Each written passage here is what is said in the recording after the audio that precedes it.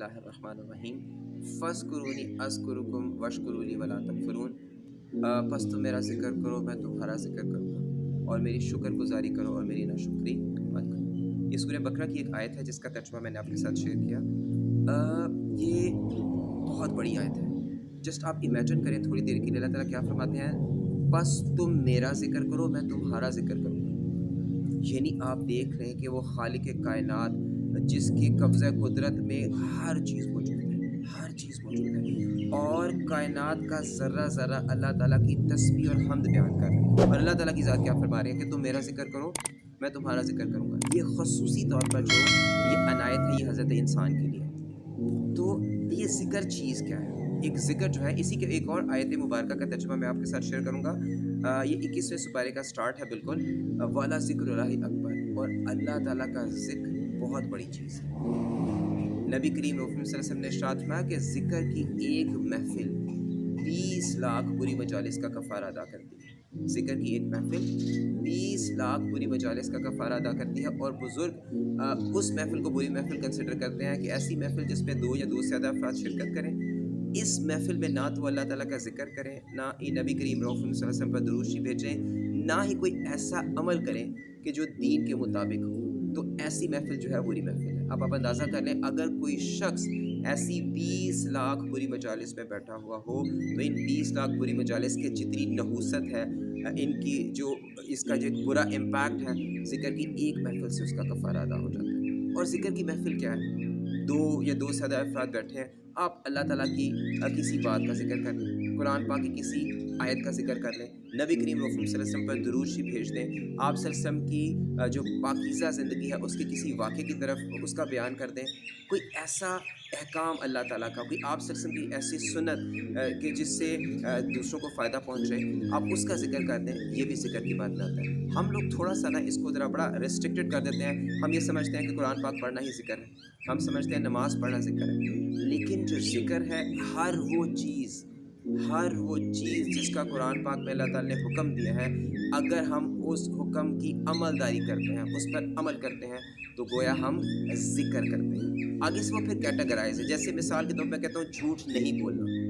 اب اگر میں اس کی تعلیم دیتا ہوں تو یہ بھی میں اللہ کا ذکر کر رہا ہوں، میں ایک اچھی بات بتا رہا ہوں، کیونکہ اچھی بات کرنا بھی صدقہ ہے۔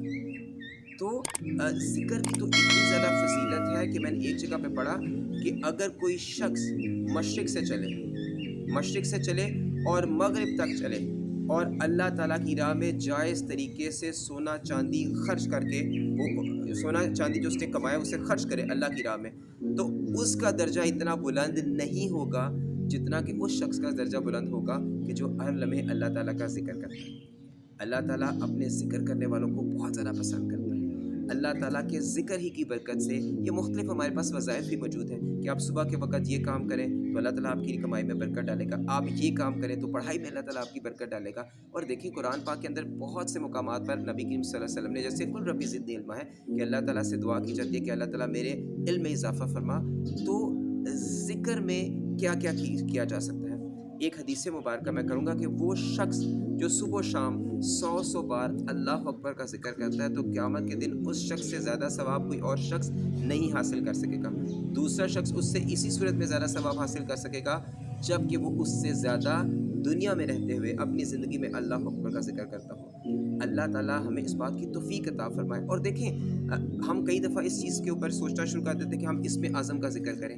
دیکھیں اسم اعظم یا حی یا قیوم اسم اعظم ہے، بے شمار الفاظ بسم اللہ الرحمن الرحیم کے بارے میں بھی کہا گیا کہ یہ بھی اسم اعظم ہے، اور حدیث مبارکہ موجود ہے جس میں بتایا گیا کہ یعنی اسم اعظم کون کون سے الفاظ کو اسم اعظم کرا دیا گیا۔